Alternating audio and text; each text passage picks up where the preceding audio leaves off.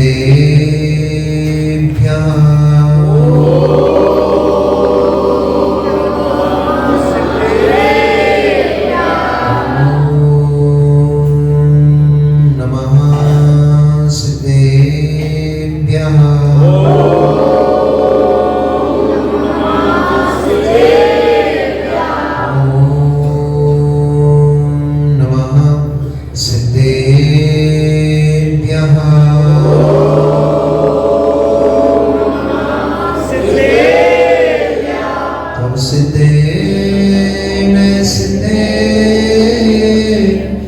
संयम सिद्धे चरित्र सिद्धया नाडुं विदर्शनमिया सिद्धे शिरसा नमस्सामि नमो हरियंताणं नमो सिद्धाणं नमो आयर्याणं नमो वज्रायाणं नमो लोहे सव्यसाहुणम्।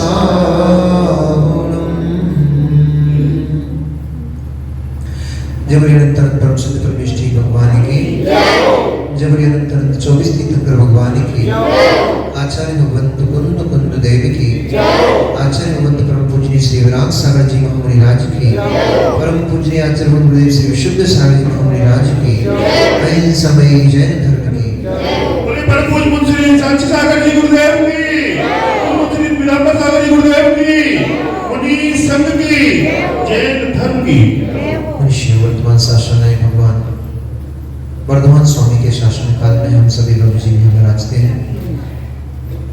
परम भट्टारक महाश्रवण उन भगवान वर्धमान स्वामी के मुख कमल से निश्चित भगवती मजनवाणी का हम सभी प्रभु जी करुणांजलि से पान कर रहे हैं।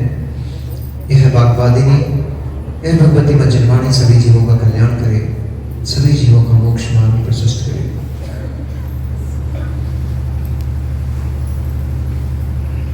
हिताय प्राप्ति परिहार समर्थम ही ततो ज्ञान में तत्। ज्ञान की परिभाषा बनाते हुए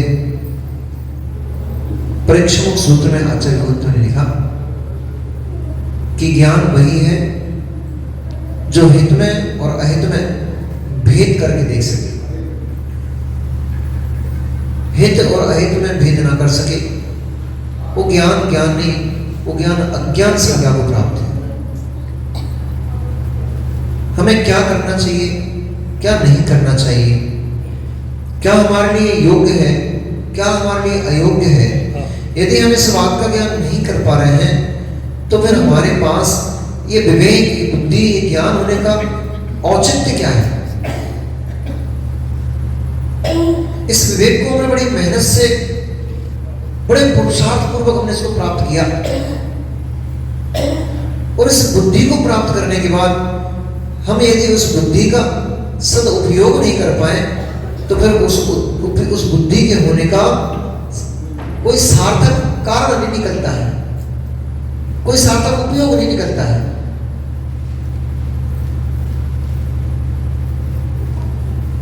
हमारे पंकज दादा तो अपनी पूरी बुद्धि कायम चलाते हैं।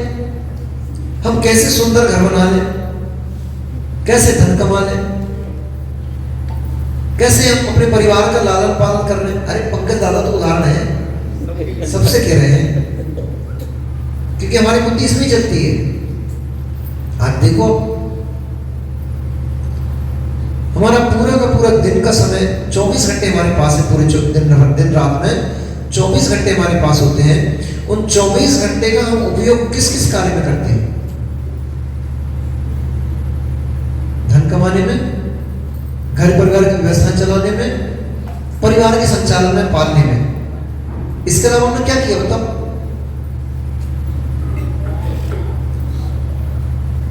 बच्चों से बात करें तो हमारा कमल कहेगा कि महाराज जी हम तो पढ़ने में करते हैं। पढ़ने के पीछे रहस्य क्या है, क्यों पढ़ रहे हो? तो घूम फिर के बाद भी पहुंच जाएंगे। फिर पढ़ाई भी किसकी कर रहा है? इसलिए नहीं कर रहा है कि मुझे हे उपाधि का ज्ञान प्राप्त हो, मुझे करनी अकरनी का ज्ञान प्राप्त हो। पढ़ाई भी व्यक्ति इसलिए कर रहा है मैं अच्छा नौकर बन जाऊं,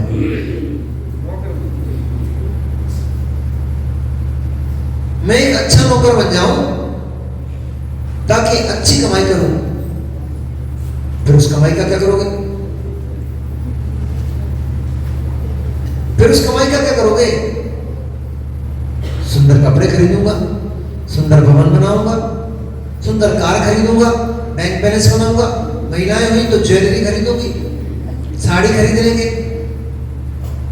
यानी हमारी बुद्धि, हमारे विवेक का प्रयोग किसमें चल रहा है? इन सब कार्यों में तुम्हें पाप कर्म का आश्रव बंद होगा, और आश्रव बंद से हमारी आत्मा का हित होगा कि अहित होगा? तो महाराज जी क्या करें, पढ़े लिखे नहीं क्या? तो क्या करें, पढ़ाई बंद कर दें क्या? बच्चे तो यही चाहते हैं, उनको तो लगता है मम्मी पेर रही है हमें। वो वास्तव में देखा जाए तो माताएं बहुत पेरती बच्चों। सभी माताओं को चाहिए हमारा बेटा बिटिया कलेक्टर बन जाए, सभी को चाहिए हमारा बेटा बिटिया डॉक्टर बन जाए।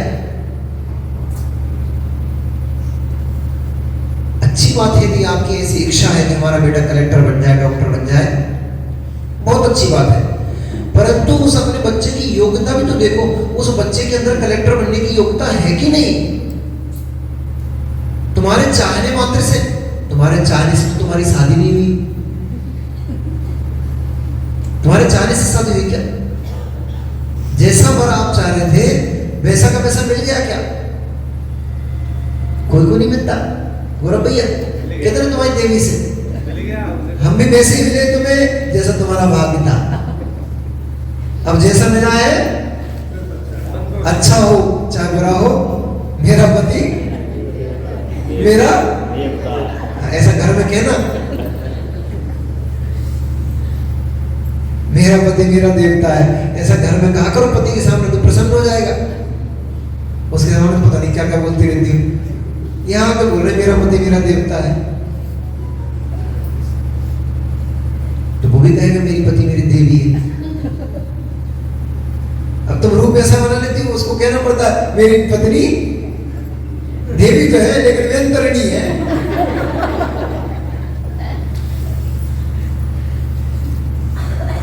ये कौन सा बड़ा काम है? इसमें कोई बहुत बड़ा काम नहीं है। आपने धन कमा लिया, पैसा कमा लिया, ये कौन सा बड़ा काम कर लिया? आपसे बड़े बड़े करोड़पति लाखों पड़े हुए हैं। आपने सुंदर भोजन पकाना सीख लिया, ये कौन सी बड़ी बात है? पाक कला में लाखों सैकड़ों हजारों लोग होते हैं जो पाक कला में निपुण होते हैं। आपने घर का संचालन बहुत अच्छे से करना सीख लिया, ये कौन सा बहुत अच्छा काम कर लिया, बहुत बड़ा काम कर लिया। एक दृष्टि से देखेंगे तो बहुत बड़ा काम कर लिया, क्योंकि गृहस्थी के कार्यों में ही आपको पाप का आश्रम बंद हो रहा है। गृहस्थी में बहुत संक्लिष्टता है, क्लेश है, और उस गृहस्थी को आपने व्यवस्थित चलाना सीख लिया, ये भी बहुत बड़ी विद्या है। धर्म केवल मंदिरों में नहीं पलेगा, धर्म आपके घर में भी पलेगा। मंदिर में तो मात्र सीखा जाता है, पालने के लिए घर होता है, पालने के लिए आपकी दुकान होती है, पालने के लिए सड़कें होती हैं, नगर होता है, इनमें धर्म पलता है। सीखने के लिए मंदिर जाया जाता है।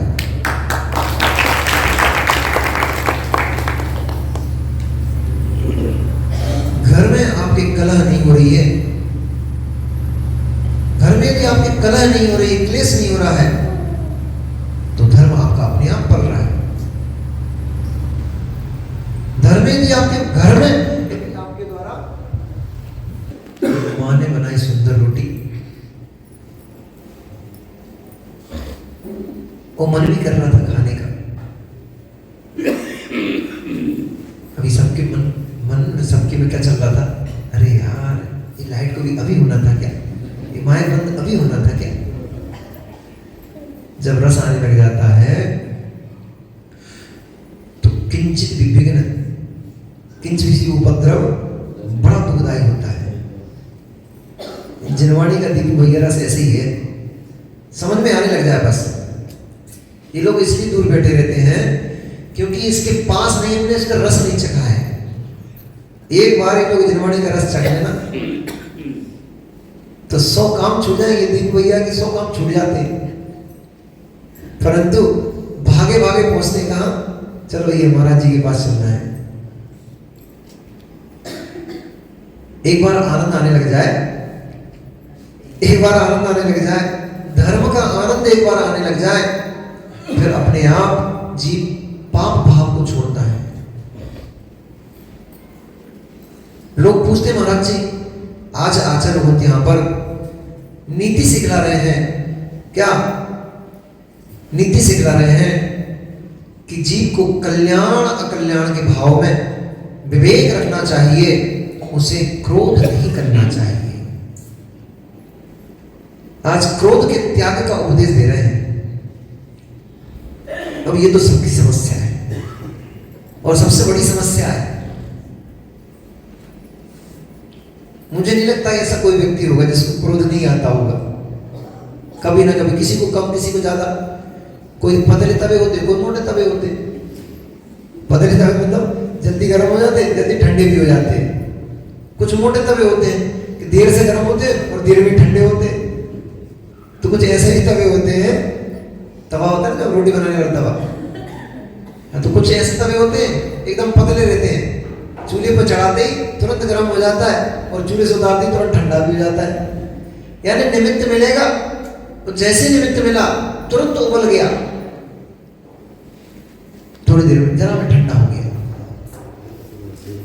कुछ ऐसे तवे होते हैं कि देर में गर्म होते हैं, तेज अग्नि चाहिए पड़ती, मोटा होता है वो, तो गर्म भी देर में होता है और ठंडा भी देर में होता है।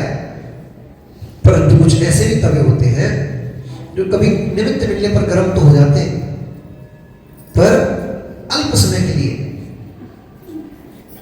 अल्प समय के लिए, अधिक समय नहीं लगाते, तुरंत ही ठंडे भी हो जाते हैं, पश्चाताप भी कर लेते हैं। कम से कम तीसरे प्रकार के तवे बने रहो तो ही भला है।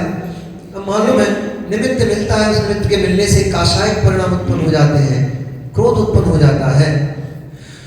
उस निमित्त ने आपको प्रभावित कर लिया, कोई बात नहीं, हमारी उपादान शक्ति भी कमजोर पड़ गई थी, उस निमित्त ने हमको प्रभावित कर लिया, हम उससे प्रभावित हो गए, कोई बात नहीं, आ गई।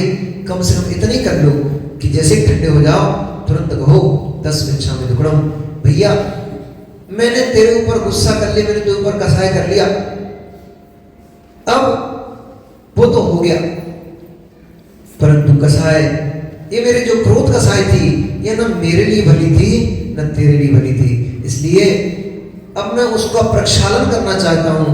मैं तेरे से करबद्ध होकर के क्षमा प्रार्थी हूं कि उस मेरे अशुभ परिणाम के लिए मुझे क्षमा दान दे, क्योंकि मैं तुझे कमठ बना करके नहीं जाना चाहता। मैं कमठ बना करके तुम्हें भवों के लिए शत्रु बनाना नहीं चाहता हूं।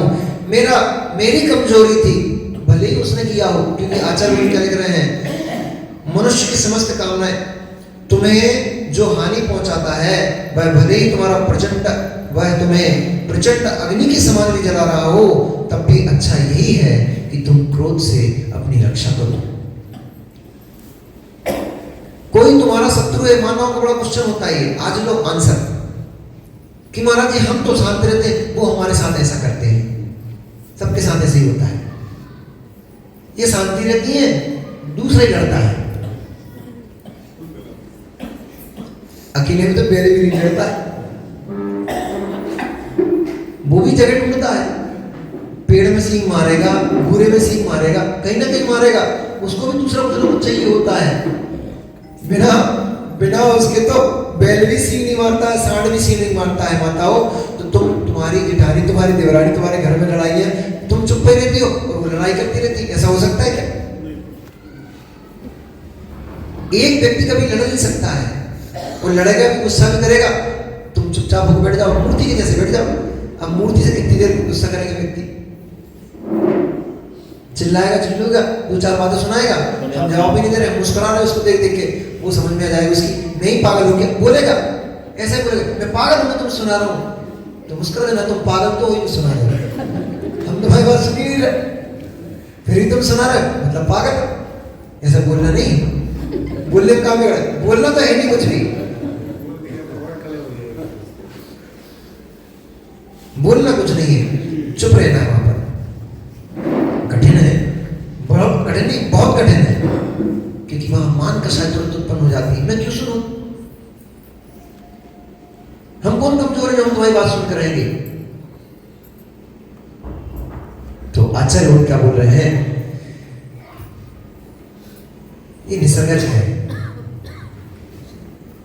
ठाकुर साहब, सम्यक दर्शन में निसर्गज पढ़ा होगा, अधिगमज पढ़ा होगा। अब निसर्गज और अधिगमज की एक क्रोध में व्याख्या सुनो। ये निसर्गज क्रोध है क्या अधिगमज है? कौन सा है? किसी निमित्त से उत्पन्न हुआ, कौन सा होता है? अधिगमज नहीं निसर्ग। जो परोपदेश से उत्पन्न होता है वो निसर्गज, और जो स्वतः उत्पन्न होता है वो अधिगम। अब कंफ्यूजन हो गया, उल्टा हो गया। जो पर निमित्त से उत्पन्न होता है वो अधिगमज, और जो स्वभाव से होता है वो निसर्गज। तो ये अधिगमज क्रोध है। सम्यक दर्शन की व्याख्या पढ़ते ना, जो स्वतः उत्पन्न हो सम्यक दर्शन वो है निसर्ग सम्यक दर्शन, और जो पर के निमित्त से उत्पन्न होता है, पर के उपदेश से होता है, वो कहलाता है अधिगम सम्यक दर्शन। ऐसे ही पर के निमित्त से जो कषाय भाव उत्पन्न हो वो अधिगमज कषाय है, अधिगमज क्रोध है। और जो स्वतः ही उत्पन्न होने लग जाए ऐसा भी होता है। पूर्व कर्म के वशात कर्म के नियोग से ऐसा भी होता है कि कोई नहीं है तब भी मन एकदम कषाय से भर रहा है, अंदर के अंदर गुस्सा उत्पन्न हो रहा है, हुआ कुछ नहीं है, घर में कोई है भी नहीं, फिर भी कषाय आ रही है। तो कषाय प्रकार की निकलती बेचारी बर्तनों पर कपसी तोड़ने पर निकलती, फिर वो कषाय। कपसी समझते हो? चीनी मिट्टी की कप और प्लेट आती थी ना, उसको बोलते थे कपसी। तो कप प्लेट तोड़ने पर निकलती है, फिर कषाय हो। कभी कभी ऐसा भी होता है कि बिना किसी निमित्त के भी मन दुखी हो जाता है, मन क्षुभित हो जाता है, पर वर्तमान में तुम्हें कारण दिखाई नहीं दे रहा, क्यों हो रहा है? बहुत सारे लोग बोलते हैं महाराज अपने आप से कभी कभी ऐसा मन होने लग जाता है, एकदम उत्तेजना सी आने लग जाती है, एकदम गुस्सा भरा रहता है मन में, दुखी दुखी सा लगता है, सैड सैड लगता है। ऐसा क्यों होता है? वर्तमान में तुम्हें लग रहा है कि कोई कारण नहीं है, परंतु भूत में बांधा हुआ तुम्हारा कर्म वो विपाक में चल रहा है। इस समय वो कर्म उदय में आ गया है, इसलिए बिना किसी निमित्त के, बिना किसी कारण के भी आपके अंदर काषाय भाव उत्पन्न हो रहे हैं, आपके अंदर विषय वासना के परिणाम उत्पन्न हो रहे हैं, आपके अंदर क्षोभ भाव उत्पन्न हो रहे हैं, दुखी भाव उत्पन्न हो रहे हैं। ये पूर्व के कर्म के निमित्त से हो रहा है। इसलिए वो भी निसर्गज नहीं, वो भी अधिगमज ही है। जैसे सम्यक दर्शन में वर्तमान पर्याय की अपेक्षा से निसर्गज होता है कि कोई निमित्त नहीं लिया, उत्पन्न हो गया, लेकिन पूर्व में देशना लब्धि उसमें काम कर रही होती है, पूर्व में और भी प्रवृत्तियां कर्म की काम कर रही होती है, इसलिए वो सम्यक दर्शन उत्पन्न हुआ है। इसलिए वो भी पूर्व पर्याय की अपेक्षा से अधिगमज ही है। ऐसे ही आपका जो कर्म उदय है वो कर्म उदय यहाँ पर निमित्त है, इसलिए आपका कषाय निसर्गज नहीं, ये निसर्गज होते हुए भी ये अधिगमज कषाय है।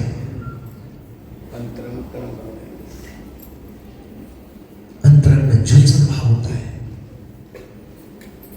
अंतरंग में जैसी होती, जलन होती है। किसी ने कुछ थोड़ा सा अच्छा बुरा कर दिया, तुरंत एक जलन का भाव उत्पन्न होता है। वो जलन का भाव क्यों उत्पन्न हो रहा है? क्योंकि हमारी माया कषाय, मान कषाय, लोक कषाय प्रवृत्ति कर रही है। यहाँ पर ये तीनों कषाय मिलकर के जब हमें प्रेरित करती हैं, तब हमारे अंदर क्रोध कषाय उत्पन्न होती है। पति चिल्ला रहा था, एक कॉमन विषय है। दुकान पर ग्राहक आया, ग्राहक ने सामान पटकवा लिया ढेर सारा। जिनकी साड़ी की दुकान है ना, उनके साथ तो अक्सर ऐसा होता है। कोई है भी है साड़ी वाला, साड़ी है कपड़ों की दुकान वाला, दादा कपड़े की दुकान ना। तो पंकज दाऊ जब ग्राहक आया, उसने कहा ये भी साड़ी पटको, साड़ी की तो साड़ी ये वाली पटको, वो वाली पटको। नहीं, कोई लेटेस्ट मॉडल नहीं आया क्या? ये बात तो यही करती है, इतनी पटकवाती है, 100 साड़ी निकलवा लेंगी, सब खोल खोल के दिखवाएंगी। इसको खोल के दिखाना, इसका पल्लू कैसे लग रहा है, इसका ये कैसा लग रहा है, वो कैसा लग रहा है। फिर धीरे से बोलेगी कोई लेटेस्ट नहीं है क्या? तो ऐसा मन करता है इसको लेटेस्ट बना दो, नहीं करता, नहीं करता भीतर से, पर कुछ नहीं बोल पाते, मौन रहते। क्यों? गुस्सा तो होते जाते हैं वहां पर, खरीदना मरीदना है नहीं, फालतू प्राण खा रही है हमारे, फिर भी बोल नहीं पाते। क्यों? अरे भैया खोटा शब्द बोल दिया, गुस्सा दिखा दी, अब यार उनके बाजू की दुकान पे चली जाएगी, गुस्सा दिखा दी। सुनो भाई कमल भाई, गुस्सा दिखा दी, अब यार उठ करके बाजू की दुकान पे चली जाएगी। इसलिए वहां पर गुस्सा आते हुए भी उसको पी जाते हो, मौन रख लेते हो। माताओं घर में भी ऐसे कर लिया करो। जब बच्चा ज्यादा सताने लग जाए, जब घर में ज्यादा क्लेश होने लग जाए, तो उस गुस्सा तो आएगा ही, तो पता है गुस्सा आए, उस गुस्सा को थोड़ी देर के लिए पी जाया करो। क्यों? वहां तो समझ में आ रहा है, ग्राहक भाग जाएगा, दुकान दूसरी दुकान खुली हुई, पति कहाँ जाएगा? घूम फिर किसमें दरिया में, इसलिए उन पे बरस पड़ते हो, पति कहीं नहीं जाएगा। हो सकता है इस पर्याय में पति कहीं नहीं जाए, हो सकता है घंटे आधे घंटे के बाद वो पति भी नॉर्मल हो जाए, आप भी नॉर्मल हो जाओ, परिवार का कोई भी सदस्य है अथवा मोहल्ले पड़ोस का कोई भी व्यक्ति हो सकता है। घंटे 2 घंटे में सारी व्यवस्था सामान हो सकती है, लेकिन उतनी देर जो आपने कषाय भाव किया है, उतनी देर आपका जो क्रूर परिणाम हुआ है, उतनी देर जो आपका स्वयं के विशुद्धि का घात हुआ है और सामने वाले भी आपने विशुद्धि का घात किया है, उस घात से हिंसा रूप पाप कर्म का आश्रम बंद, द्रव्य की असाधना रूप कर्म, द्रव्य की असाधना रूप पाप कर्म का आश्रम और बंद, और असत्य रूप पाप का आश्रम बंद, कुल मिलाकर के 5 पापों रूप पाप का आश्रम और बंद आपने उतनी देर की कसाय से कर लिया। वो छोड़ने के लिए कहां जाओगे? उतनी देर की कसाय आपको नरक में ले जाके पटका सकती है। एक क्षण की हो सकती है वो कसाय, परंतु एक क्षण की कसाय में जो कर्म का आश्रम बंद होगा, उसका उदय मात्र क्षण भर के लिए नहीं आएगा, उसका उदय कई कई दिन चलेगा, वो वर्षों तक चलेगा, और बहुत तो कई कई जन्म तक चलेगा। इसलिए नियंत्रण होता आवश्यक है। ज्ञान का उद्देश्य क्या है? हम इतना पढ़ रहे हैं, लिख रहे हैं, सब कुछ कर रहे हैं, सुनाना तो अच्छा चाहता है, हम उसको अपने ज्ञान को अपने अंदर कब लगाएंगे?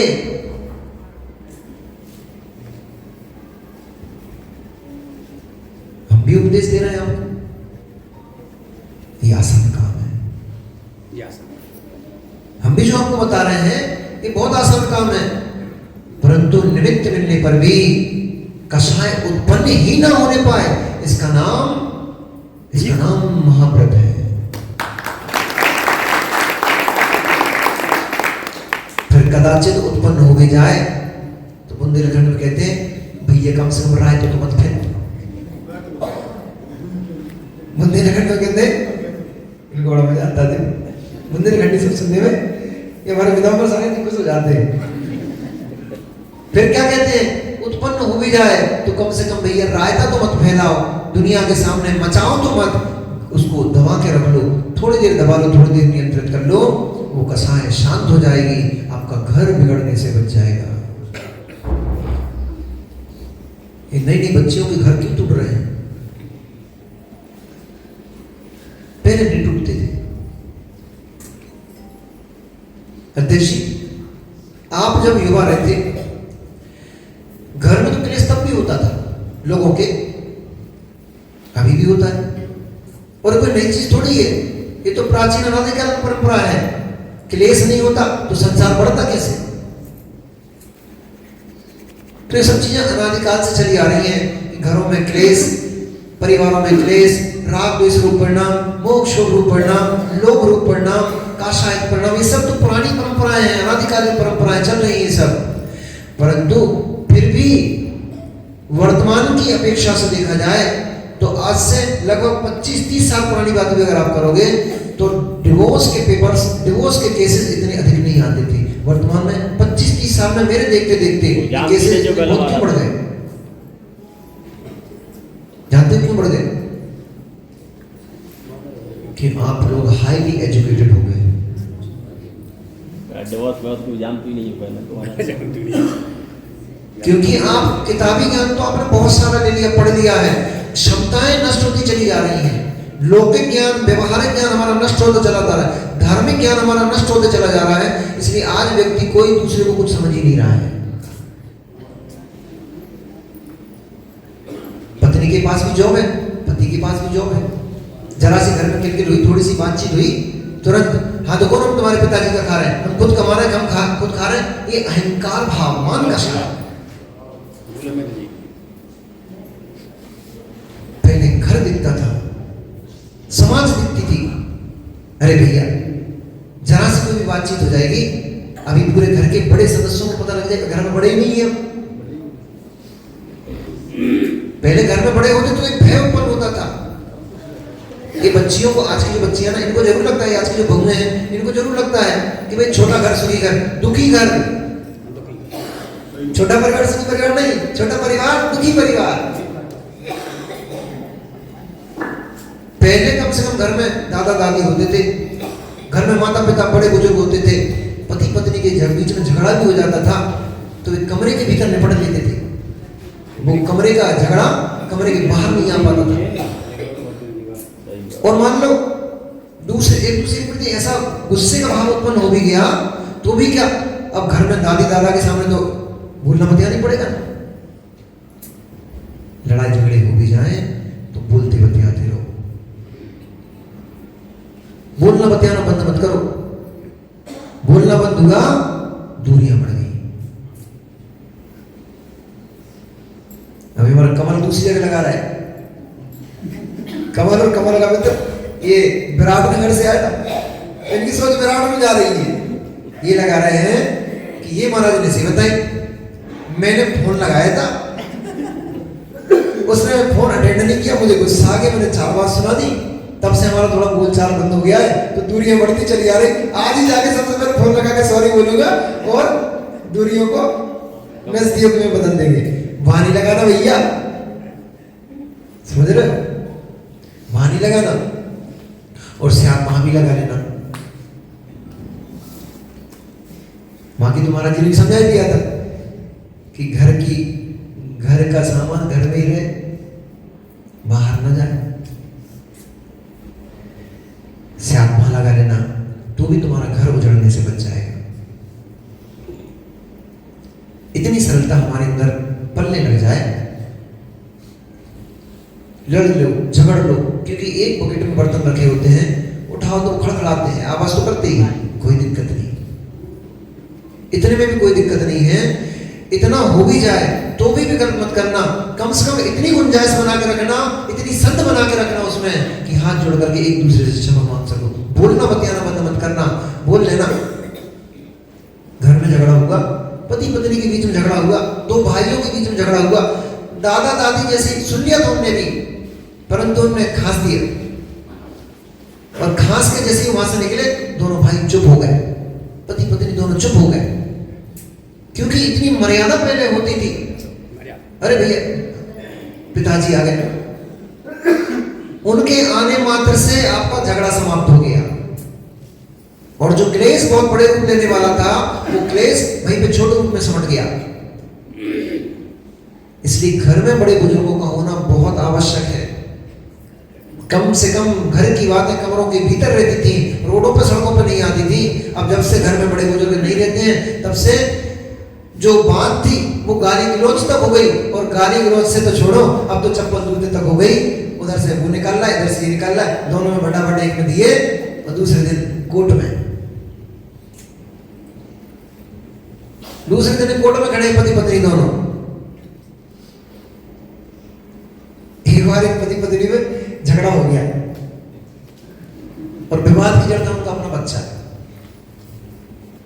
पत्नी बोली, देखो जी मैं तो बहुत बीमार रहती हूँ, हर कभी मेरी तबीयत खराब हो जाती, मैं तो अपने बच्चे को डॉक्टर बनाऊंगी। पति बोलता है कि नहीं, मेरा इतना बड़ा एम्पायर है, इतनी फैक्ट्री से इतना ये है वो है, तो मैं कैसे टैक्स कम से कम दूं सरकार को, कैसे टैक्स बच जाए मेरा, मैं तो अपने बच्चे को सीए बनाऊंगा। अब इतनी सी बात पे से एक सीए बना रही है, एक डॉक्टर बना रही, एक सीए बना रहे हैं, दोनों के बीच में बहस चढ़ गई। वो कहती नहीं मैं तो डॉक्टर बनाऊंगा, वो कहती नहीं मैं तो सीए बनाऊंगा। झगड़ा हो गया, झगड़ा में गाली गलौज होने लग गए। हेमंत भैया झगड़े में गाली गलौज होने लग गए, वो गाली गलौज इतने जोर जोर से होने लग गए कि मोहल्ले पड़ोस वाले इकट्ठे हो गए, बर्तन फेंकने लगे, टीवी में भी फूट गई। आई महिला ये करती है और क्या, गुस्सा आती है इनको तो पति मजबूत पड़ जाता है, उसको मार ठोक नहीं पाती है। हल्ला गुल्ला होने लग गया, बर्तनों की आवाज आने लग गई, तो मोहल्ले वाले 2-4 लोग इकट्ठे हो गए। अरे भाई क्या बात है, क्या बात है, तुम्हारे घर में कभी लड़ाई नहीं होती, तुम आज कैसे लड़ रहे हो? बोले देखो ना भैया, ये समझते नहीं है, मैं इनको समझा रही हूँ, मैं बीमार रहती हूँ, इतना सारा पैसा हमारा बर्बाद होता है, हम बच्चे को डॉक्टर बनाएंगे। तो बोले ये तो पगलो है, बीमारी में कितने पैसे लगेंगे? अरे साल भर में 2 बार 4 बार पैसे लगाना पड़ते हैं। इधर में इतनी बड़ी फैक्ट्री के इतना सारा मेरा इनकम होती है, 10 लाख 25 लाख तो मैं सरकार को पैसे दे देता हूँ, वो बचाएंगे ना, तुम्हें बच्चे उसी बनाना है। अब दो फिर लड़ने लग गए। अरे भाई 2 मिनट रुको, तुम डॉक्टर बना लेना, तुम सीए बना लेना, एक काम करो, इतनी टेंशन क्यों ले रहे हो? भाई बच्चे से पूछ लो कि उसका मन काहे में लगता है, उसकी पढ़ाई का मन किस में है। अगर उसका मन डॉक्टरी पढ़ने में लगता है तो डॉक्टर बना देना, उसका मन सीए की पढ़ाई में लगता है उसको सीए बना देना। तो दोनों एक दूसरे के मुंह देख के हंसने लग गए। बोले क्यों, आप हंस क्यों रहे हो? अभी तो जोर जोर से लग रहा हंस रहा। बोले बच्चा तो पे देगी बच्चा जब पैदा होगा तब पता लगेगा कि इसको डॉक्टर बनाना है, सी बनाना है। अभी तो ये भी पता नहीं बच्चा पैदा होगा कि नहीं होगा। ऐसी नॉनसेंस टाइप की बातें होती हैं जिनसे हमारा पूरा का पूरा घर बर्बाद हो जाता है। कोई सार नहीं होता इन बातों में, बेसार की बातें हैं, जिन बातों पे जो बातें तूल पकड़ जाती हैं, और बातें तूल नहीं पकड़ जाती हैं, हमारी मान कसाय तूल पकड़ जाती है। हम इनकी क्यों सुने, हम इनके सामने क्यों झुके? ये जो मान कसाय का जो भाव होता है, ये अहंकार का भाव ही मनुष्य को नीचे गिराता है, ये कषाय उत्पन्न करता है। इतना सरल भाव, सहज भाव होने लग जाए, अब ठीक है बोल दिया। जैसे कल वो कहानी सुनाई थी ना, वो भरैया जी की, कि ऐसी खतरनाक देवी मिल गई कि बेचारों की हालत खराब कर दी। वो पीती थी, किसी ने सुनाया था, शायद विदाम्बर जी सागर ने सुनाई थी कि वो हुक्का पीती थी, वो भरना पंडित जी को पड़ता था। अब एक दिन गलती से पंडित जी नहीं भर पाए और ऐसे शास्त्र सभा में बैठ गए। उसने शास्त्र सभा को आके मचा डाला, वही आगे चिल्ला चोच करना शुरू कर दी। पंडित जी ने कुछ नहीं बोला, चुपचाप मौन पूर्वक उठ कर गए, हुक्का भर के और उसको पकड़ा के वापस आ गए। तो हमारे कौरव जी जैसे लोग, इनको तो यही देखने में आता है कैसा चीज है ये, गद्दी छोड़ के भाग गया था, कैसा चीज है ये अपनी बीवी जोरू का गुलाम है। नहीं भैया वो समझदार है, आपकी बुद्धि नहीं चल पा रही बात है। वो बहुत समझदार जीव था, उसने सोचा कि ये पता नहीं कब तक मचाएगी, कब तक विघ्न उत्पन्न करेगी, पढ़ने भी देगी कि नहीं पढ़ने देगी, इसलिए इसको हुक्का पकड़ा दो तो ये अपने बैठ के शांति से हुक्का। बोले भैया मैंने इतना सा करने गया था, उसका हुक्का भराया, वो हुक्का पी रही शांति से बैठी हुई है, हम शांति से अध्ययन करेंगे। इतनी बुद्धि है, इतने विवेक, इतना धैर्य हमारे अंदर आने लग जाए तो हम साधु महात्मा बन जाए। घर में कोई क्लेश उत्पन्न हो रहा है, उसकी जड़ को पकड़ो कि क्लेश किस कारण से उत्पन्न हुआ है, उस क्लेश को जड़ को खत्म कर दो, अपने आप क्लेश समाप्त हो जाएगा। जड़ इतनी सी थी, उसको हुक्का पीना था। अब हमें मान कसाय, लोग क्या कहेंगे? अरे लोग तो तुम अच्छा करोगे तब भी कहेंगे, बुरा करोगे तब भी कहेंगे, और इनका काम कहना ही है, कुछ नहीं कर पाएंगे, कहेंगे बस और कुछ नहीं कर सकते ये। इसलिए उनके कहने पे मत जाओ। एक वो ऐड आता था कि दिखावे में मत जाओ, अपनी अकल लगाओ। दिखावे में सुनने में मत जाओ, अपनी भी अकल लगाना चाहिए। कोई ने कुछ भी बोला, तुरंत शुरू हो गए, तुरंत आगे भड़कने लग गए, लड़ने झगड़ने। अरे बात की तह तक तो पहुंचो, बात क्या है, समस्या क्या है? जहां समस्या है, नियम से उसके साथ उसका समाधान भी खड़ा हुआ है। जहां जहां समस्या है, उसके साथ समाधान भी खड़ा हुआ है। किसी से तुरंत पेपर तो लौकिक व्यवस्था तुम्हारी क्या है वो तुम संभालो, परंतु धर्म कहता है, धर्म की व्यवस्था व्याख्या पूछोगे तो धर्म तो ये कहेगा कि जब अब तुमने अपना निर्णय कर ही लिया है, अथवा तुम्हारे भाग ने तुम्हें वैधव्य दिया ही है, तो अब तुम्हें चांस मिला है बहुत अच्छा, ये तुम्हारे बहुत अच्छा हुआ कि तुम्हें सब देख दागने के बाद तुम्हारे पास भाग्य ने, कर्म ने तुम्हें एक और मौका दे दिया है समझने का। अब समझ जाओ, अब संयम को धारण कर लो।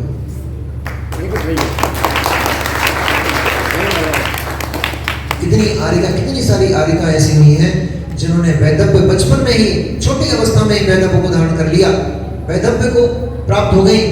उन्होंने आर्यका मां बनकर के इतना अध्ययन किया और इतना प्रचंड ज्ञान प्राप्त किया। अच्छे अच्छे आचार्य महाराजों को, अच्छे अच्छे मुनि महाराजों को उन आर्यकाओं ने पढ़ाया है।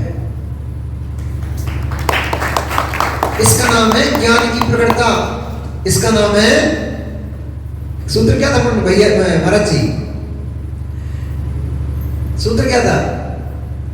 हिताहित प्राप्ति, हित की प्राप्ति, अहित का परिहार, समर्थनी ज्ञान में तक। ज्ञान वही है जिससे हमारी आत्मा का हित होता हो, कल्याण होता हो। वह ज्ञान ज्ञान संज्ञा को प्राप्त नहीं है। जिसको करने से मेरी आत्मा का अहित हो जाए, मेरी आत्मा पतित हो जाए, मेरी आत्मा क्या, मैं आत्मा, मेरी आत्मा का दो अलग अलग हो जाएंगे, मैं अलग हो जाऊंगा और आत्मा अलग हो जाएगी। तो मैं यानी आत्मा जीव पतित हो जाए, वो ज्ञान ज्ञान नहीं है। ज्ञान तो उतना ही ज्ञान है जिससे हम उत्थान को प्राप्त हो। हमारी पर्याय जो आने वाली भविष्य की पर्याय हैं, कम से कम ऐसी पर्याय न बने, नरकों में निगोदों में न जाना पड़े, तिरंज घोड़ा गधा बन के सुअर बन करके मल खाते न मिले, ऐसी पर्याय में न पहुंचे। ज्ञान का उपयोग इतना ही है, इतना कम से कम इसमें अपने आप को नियंत्रित कर लो कि हमारी ऐसी पर्याय प्राप्त हो जाए जिनसे हम कम से कम स्वर्ग के सुख भोगने तो चले जाए यहाँ से। धर्म ध्यान इतना कर लो, अभी तो स्वर्ग ही मिल पाएगा, मोक्ष तो वर्तमान में मिल नहीं पाएगा यहाँ सर, क्योंकि आप यहाँ पर ऐसे स्थान पर बैठे हो जहाँ से वर्तमान समय में पंचम काल में मोक्ष आना सीधा सीधा संभव नहीं है। तो इतना पुरुषार्थ तो कम से कम कर लो कि एक पर्याय देव की भोग करके आकर के पुनः मनुष्य बने हम, जब तक यहाँ चौथा काल आ जाए और हम फिर यहाँ से मोक्ष चले। इतना ही पुरुषार्थ कम से कम वर्तमान में कर लो।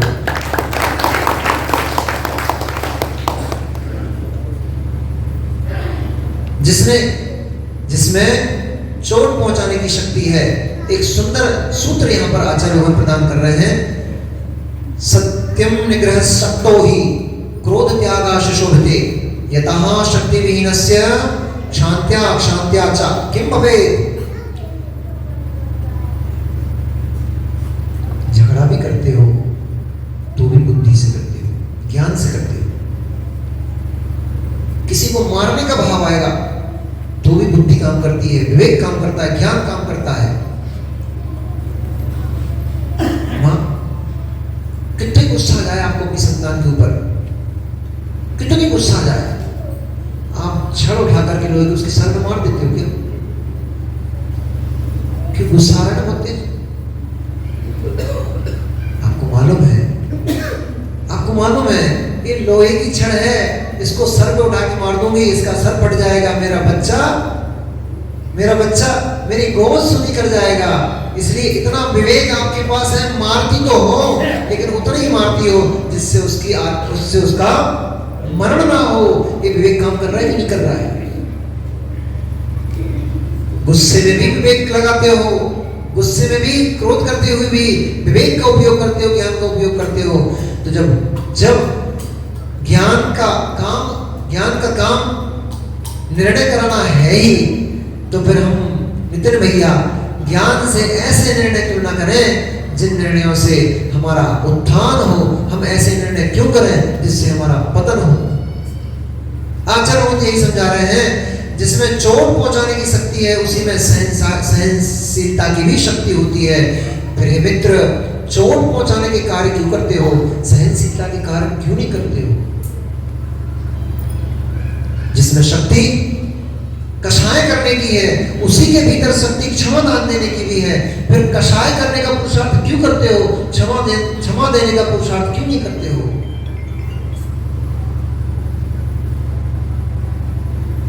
इसलिए जहां जहां कषाय के निमित्त उत्पन्न हो वहां तुरंत सबसे पहले तो मौन हो जाओ। जहां क्रोध आने लग जाए सबसे पहले काम एक करो, मौन हो जाओ। फिर भी यदि मुंडा गर्म होने लग जाए तो उस स्थान को छोड़ करके तुरंत वहां से भाग जाओ।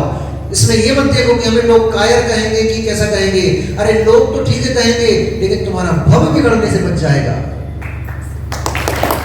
और लोग वही तुम्हें कायर कहेंगे जो स्वयं कायर है, वही कहेंगे तुम कायर हो, तुम्हारे पास शक्ति नहीं है क्या, तुम जवाब नहीं दे सकते थे। जवाब तो दे सकता था, इस समय में उसको जवाब तो दे सकता था, लेकिन फिर कितनी पर्याय में मैं किस पर्याय में इसको कहाँ जवाब देता।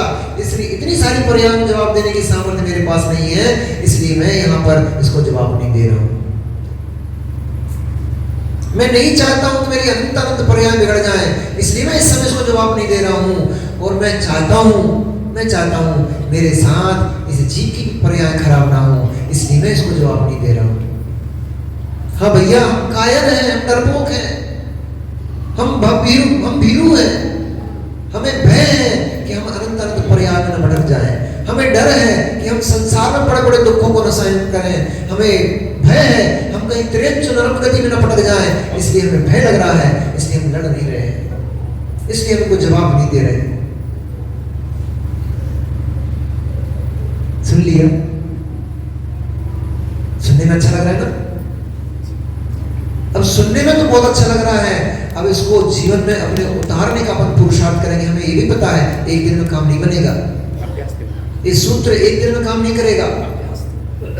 इस सूत्र के लिए कई दिन लगेंगे, कई महीने लगेंगे, हो सकता है कई वर्ष लग जाए, हो सकता है इस सूत्र को पालन करते करते कई जन्म लग जाए। परंतु इतना मेरा विश्वास है कि आज आपने ये सूत्र सुन लिया और धारण कर लिया और अभ्यास करने में भी आज से लग गए, तो हो सकता है इसी जन्म में, हो सकता है इसी पर्याय में, अथवा किसी न किसी पर्याय में ये सूत्र काम कर जाएगा और आप पाप मुक्त हो जाओगे। फिर ऐसे हो जाओगे, कैसे? फिर ऐसे हो जाओगे कि तुम निरंतर निराज बनकर के सामायिक में लीन होगे और तुम्हारा पूर्व भव का बैरी तुम्हारे शरीर को वसूले से छीन रहा होगा, तो भी तुम्हारे अंदर से आवाज नहीं निकलेगी। तुम यही कहोगे, हे मित्र, जिसे तू छीन रहा है वो तो छिलने, गलने, सड़ने, मरने वाले स्वभावी है, मुझे तू छीन ही नहीं पाएगा क्योंकि मैं तेरी पकड़ से बहुत दूर हूं। तू जिसे छीन रहा है, क्यों इसे छीन रहा है? इसे छीन करके, इसे नष्ट करके, इसे मार करके, डंडे से मार करके, इसमें आग लगा कर तू क्यों पाप कमा रहा है? जो जिसे तू मारना चाह रहा है वो तेरी पकड़ में नहीं आने वाला है, वो केवल मैं ही पकड़ पाऊंगा। जब आज से अभ्यास करना प्रारंभ करोगे तब जाकर हो सकता है जन्म के अंत समय में, अथवा पता नहीं कौन से जन्म, कितने जन्म के बाद ये स्थिति हमारी बन पाएगी। इसलिए अभ्यास तो लेकिन आज से ही करना पड़ेगा। ये सोचोगे अगले जन्म में जब आएंगे तब कर लेंगे, तब नहीं हो पाएगा। अभी से अभ्यास करना प्रारंभ करोगे तब जाकर के किसी पर्याय में ये क्षमता, ये धैर्य इकट्ठा हो पाएगा, तब जाकर के ये काम करेगा। और जिस दिन ये काम करेगा उसी दिन भगवान बन पाओगे, उससे पहले भगवान